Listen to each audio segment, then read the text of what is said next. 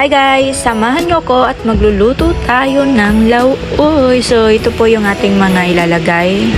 Meron tayong dahon ng sili, onions, at saka yung okra, kalabasa, talong, at saka string beans. So, ayan. Hinuhugasan ko po yan sila.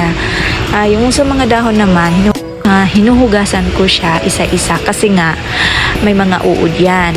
So, kailangan natin maging malinis sa mga kinakain natin araw-araw. Hugasan ng mga igis. Ayan, hinugasan ko yan ng 6 na beses. So, ayan, hugasan lang natin siya.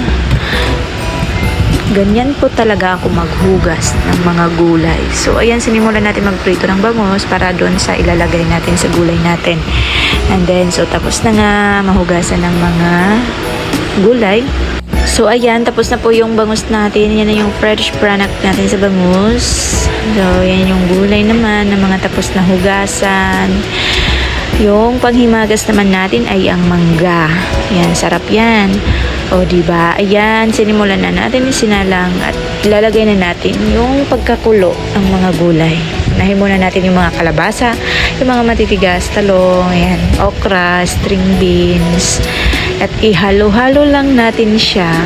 Then, papakuloyin ulit natin siya ng 5 minutes. So, ayan guys, kumukulo na siya. So, buksan natin. Ayan, o, diba? Ang sarap ang ganitong klaseng ulam.